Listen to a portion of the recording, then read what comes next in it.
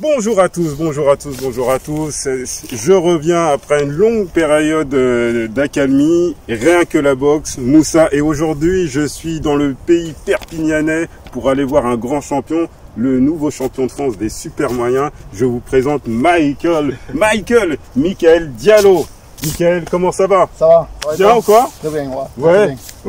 Merci de nous accueillir en fait dans ta région. En fait, je suis en vacances dans sa région. Voilà.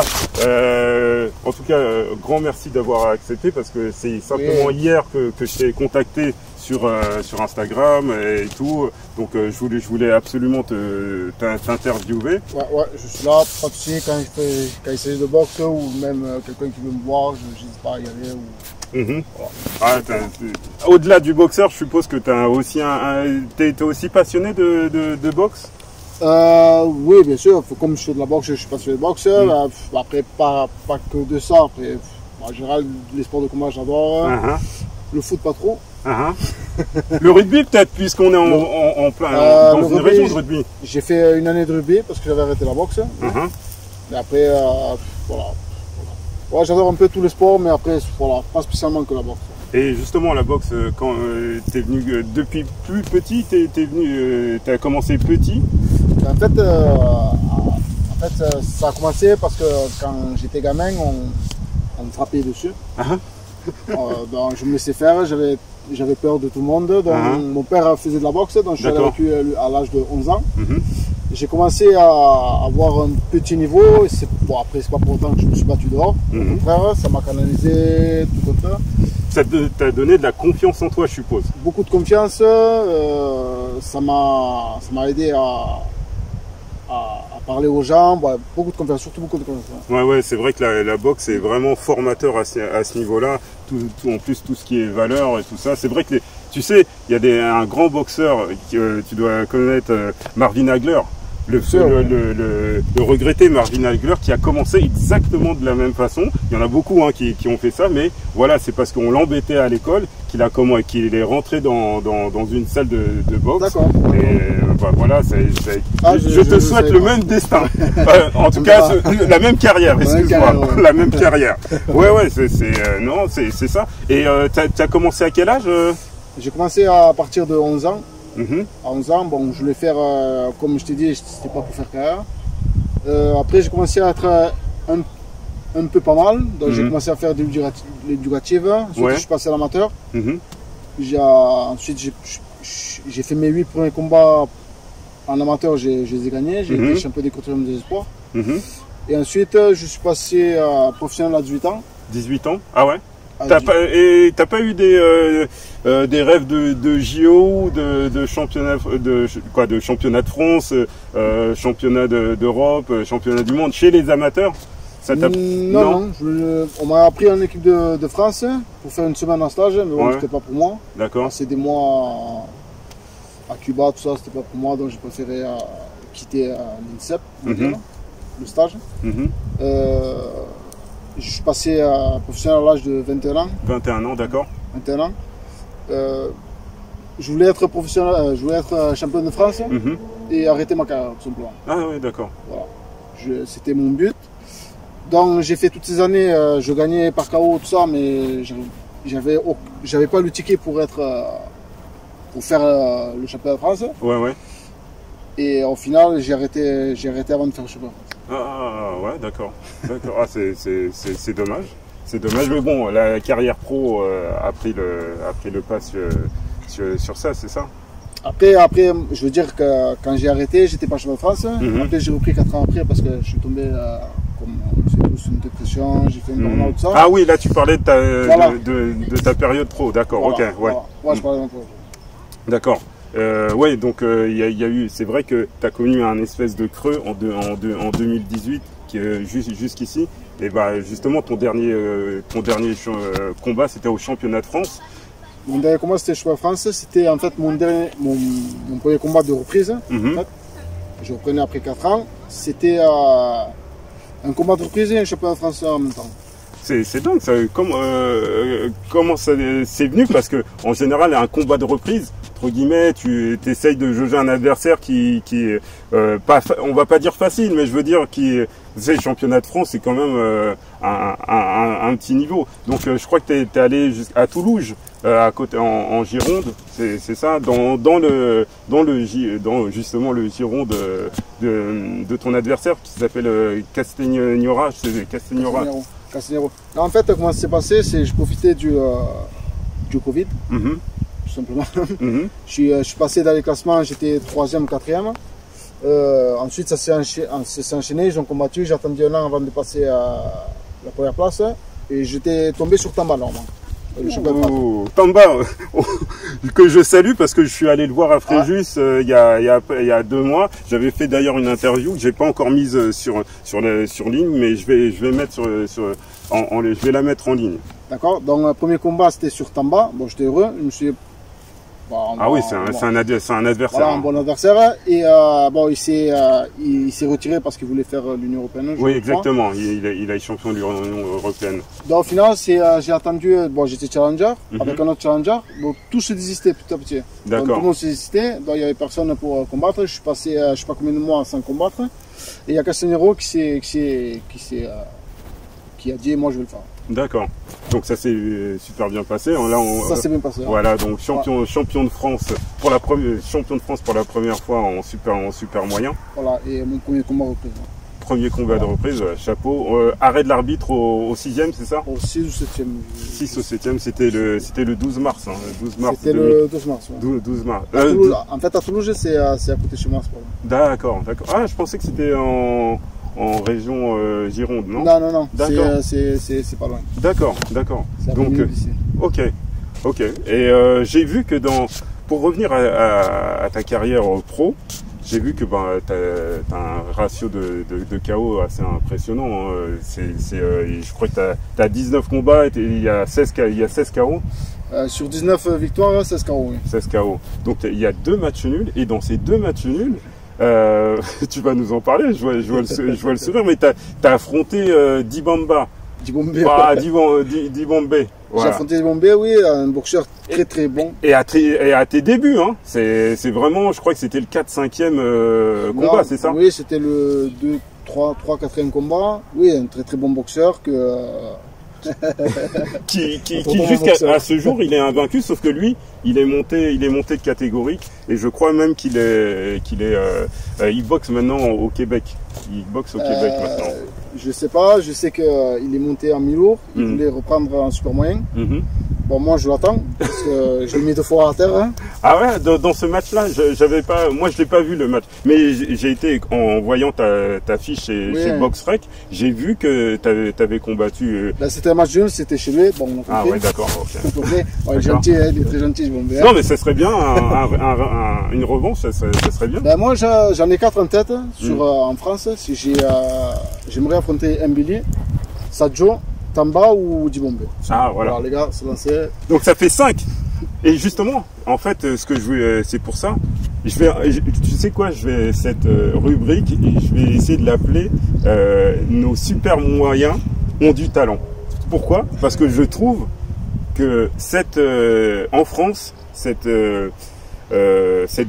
catégorie, on a des talents de fou. Maintenant, ce qui serait bien, c'est que vous affronteriez. Comme ça ferait un petit peu d'émulation. Parce qu'on a l'impression, le problème, je trouve, c'est vrai que la boxe, elle est un petit peu en retrait. Mais je pense que des affrontements franco-français, ça se vendrait très très bien. Et j'aimerais bien que vous êtes 5-6. Il y en a même un qui est en Australie, je ne sais pas si tu le connais, il s'appelle Abdoulaye Sako. Il est expatrié en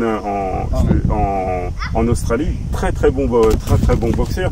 Il y a toi, il y a Kevin Lele Sadio, il y a Gustave Tamba, il y a bien sûr Mbili.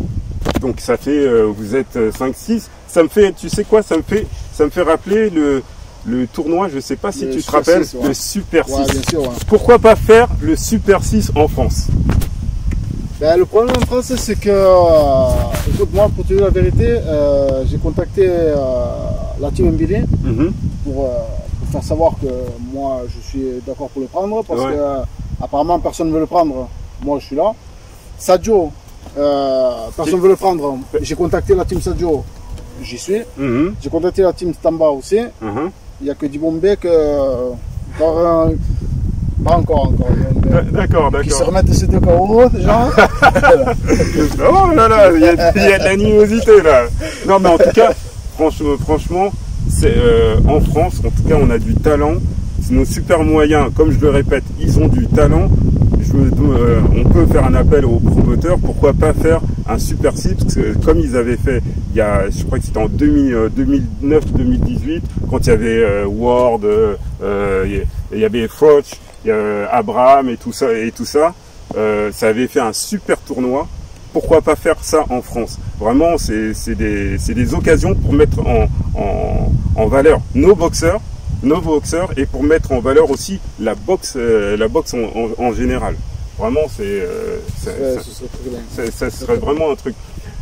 Toi, au niveau, est-ce que bon là, tu es devenu champion de France. Je suppose que tu voudrais aller peut-être un peu plus loin.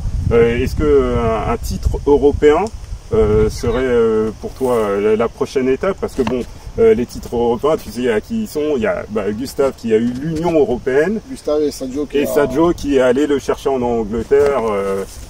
Et c'était au mois de décembre, qui est allé le chercher en Angleterre. C'était le titre européen. Est-ce que toi tu te vois là ou carrément viser une ceinture mondiale, tu sais, une intercontinentale, voilà, dans les différents classements? En fait, j'ai pas envie de perdre de temps. Je veux prendre soit Tamba, soit Sadio. Voilà, c'est pour ça que voilà, j'avais contacté leur promoteur, entraîneur, tout ça. Bon, apparemment, ils ont... bref. Et bon, voilà. Moi, en tout cas, je suis là. D'accord. Je suis là et voilà. J'attends que... Bon, là, j'ai la défense des titres bientôt en octobre. Si mon adversaire ne désiste pas, parce qu'apparemment, j'ai eu des échos qu'il désistait. Et j'espère après rencontrer ces deux boxeurs, ces 2 bons boxeurs, ou aller directement plus haut. Ouais, directement plus haut. Et justement, parce que là, il y a du lourd chez nous, mais il y a aussi du lourd internationalement. Donc il y a les Benavides, il y a bien sûr l'Undisputed champion qui est Canelo. Canelo. Donc là tu es dans une grosse catégorie. Il y a Jacob qui est monté, Daniel Jacob qui est monté chez vous. Il y a Demetrius Andrade aussi qui va venir. Il y a Charlot, le plus entre guillemets. Voilà, lui aussi il va monter en super moyen. Ça fait du monde, fait du monde dans cette catégorie. Ça fait beaucoup. Et pourquoi pas un match contre Billy Joe Saunders? Tu sais pourquoi je te dis ça? Tu sais pourquoi je te dis ça? C'est un gitan aussi. Voilà. Ben, je sais pas s'il a arrêté sa carrière. Oui, c'est vrai qu'il est entre 2 eaux là. Après, Après, c'est un boxeur très dur à battre. C'est un boxeur très dur à boxer. Alors, justement, je sais pourquoi tu dis ça, parce que c'est vrai qu'il a un style un petit peu atypique. Même on voit Canelo qui est top mondial, qui a eu des difficultés quand même.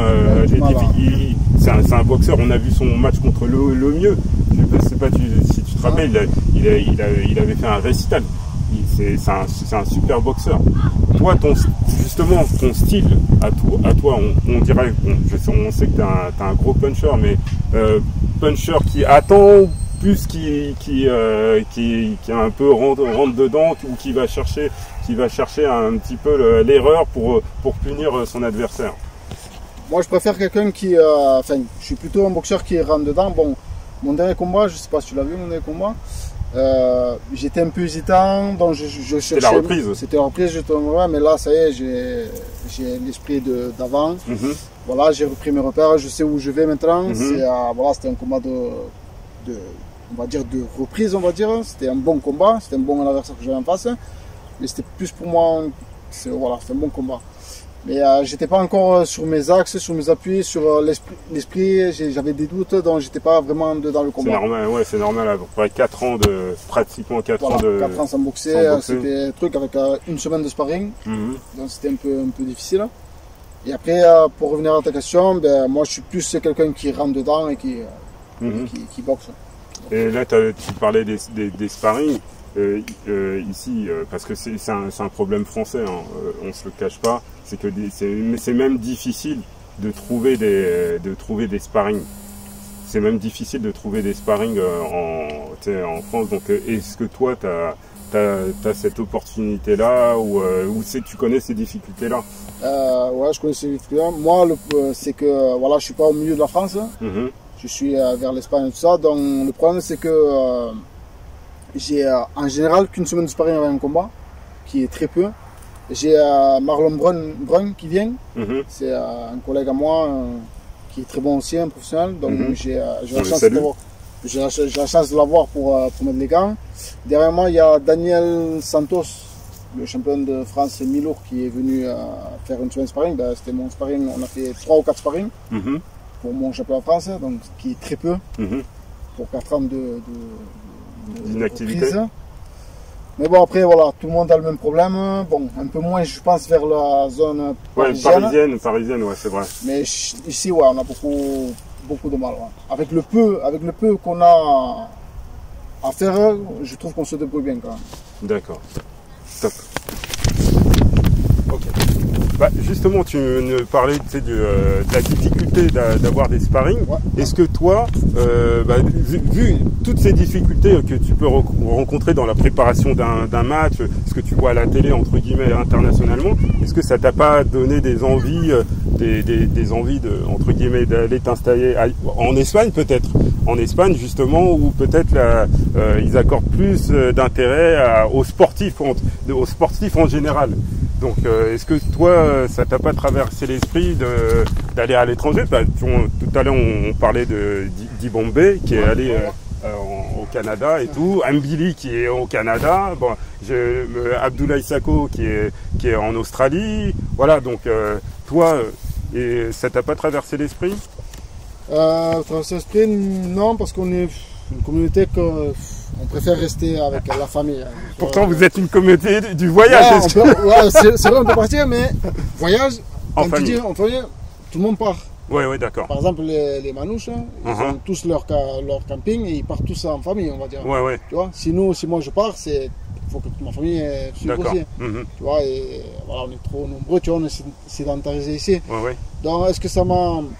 Oui, ça m'a déjà traversé l'esprit, mais là, j'ai ma femme, mes enfants, tout ça, ils ont tous leur repère, tout ça. Après, c'est moi qui fais le déplacement. Et l'Espagne, on l'a à côté, donc on va en Espagne pour faire le sparring. Après, on paye des sparring pour qu'ils viennent à Perpignan. Nous, on se déplace, on va souvent à Toulouse, Montpellier. Oui, il y a Omnia, je sais pas, est-ce que vous êtes avec on est parti chez Team Omnia? Team Omnia, on est parti mettre les gars avec des sous secs. Après, je peux chez... Ouais, un peu partout vers la région. D'accord. Ah, ok. Bon. Bah, et tu m'as dit là que tu avais une perspective de championnat une défense de championnat de France là. Ça serait ton prochain combat là, c'est ça? Ce serait mon deuxième combat de préparation, on va dire. Parce que voilà, je crois que c'est Matteo H. S'il se désiste pas, j'espère qu'il ne va pas se désister parce que c'est le champion de France. Oui. Moi, je ne le connais pas très bien, mais j'ai déjà entendu parler de lui. Ouais. C'est un très très bon boxeur, j'aimerais l'affronter. Après, voilà, pour dire la vérité, voilà, je fais le championnat de France parce que voilà, c'est un combat à prendre, mais voilà, je vise plus haut. D'accord. Si Matteo H me bat là, je sais pas France, autant que j'arrête la boxe. Et j'ai vu une de tes interviews. Tu parlais justement de ta période un peu difficile, j'aimerais. Et tu as eu une phrase sur la boxe, comment tu la voyais avant justement cette période-là et après.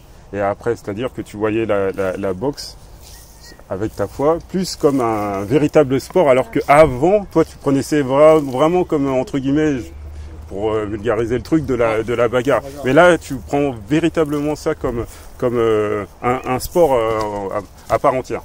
C'est ça, en fait, quand on grandit dans des quartiers, on va dire, c'est les grands, ils mangent les petits, on va dire. On va dire comme ça, façon quartier. Et on grandit comme ça. On grandit comme ça, dans tous les quartiers ici à Perpignan, c'est comme ça. Et après, au fil du temps, j'ai commencé à grandir comme ça. Bon, sauf que moi, j'attaquais pas les petits comme moi j'étais un petit qu'on attaquait avant. Donc, on l'a rappelé, pourquoi tu étais rentré dans la boxe aussi. Quoi. Et après, quand je montais sur ring, c'était pour envoyer l'adversaire à l'hôpital. Voilà, c'était vraiment ça. Moi, encore un chirurgien. Donc voilà. Je regardais beaucoup Mike Tyson, c'était mon idole, voilà, c'est pour ça que voilà, je voulais être comme lui. Et après, avec ma foi, tout ce qui s'est passé, tout ça, j'ai compris qu'en fait, c'était un sport que, en fait, si j'attaquais la boxe comme ça, c'était pas digne de Dieu, en fait. D'accord. Voilà. Maintenant, je le prends plus comme un sport que, voilà, à la fin, on s'embrasse, on mange ensemble, voilà, j'ai plus la même haine qu'avant, c'était, voilà. Je veux toujours gagner par KO, par avant la limite, mais c'est plus la même mentalité, on va dire. C'est plus pas pour l'envoi à l'hôpital, on va dire. Ouais, d'accord. Voilà. En tout cas, une belle. Grâce au Seigneur. Voilà. D'accord, une belle mentalité. On voit que tu es assez enraciné dans ta foi chrétienne, hein, c'est ça. D'accord. Bah, Mickaël, en tout cas, ça a été un plaisir d'avoir le bombardier de Catalan sur notre chaîne. Et il y avait le bombardier marocain, le grand Cerdan. Ouais. Aujourd'hui, on a le bombardier catalan, ça nous fait plaisir. Bah, j'espère, en tout cas, tout le bonheur que tu peux avoir pour la suite de ta carrière. On va pas vous lâcher. Nos super moyens ont du talent. Je lance le truc. Nos super moyens ont du talent. Il y a trop de moins. Billy, je veux tous vous voir dans un tournoi, le Super Six. On va demander de l'argent aux promoteurs et tout ça. Il faut que ça se fasse, le Super Six. D'accord? En version française. En tout cas, moi, je suis là. Et les gars, il n'y a pas de... Personne ne veut me prendre. Moi, je suis là, je vous prends. Moi. Voilà. Si tout le monde est au courant. D'accord. Là, c'est une dédicace, mais si tu as des dédicaces à faire à des proches, n'hésite pas. Si à tes coachs, tes sparring partners, n'hésite pas. Bah, merci à tous mes sparring partners, ils se reconnaîtront. Merci à mon coach Xavier de Tuir et voilà, et toute la famille qui nous suivait et tous les boxeurs qui nous suivent. Et à toi qui nous suivais. Merci. Merci. Moi, j'envoie un gros big up à toute la team de l'Avia. Au coach Amar qui est juste là en fait. Il est juste là. Toujours. Même à Perpignan, on est là. Toujours. Voilà, donc une grosse force à Jean-Marc, le président, Philippe, Nourdine, allez, tout le monde, qu'on se retrouve un petit peu plus tard dans mes vacances. Allez les gars, que le combat continue.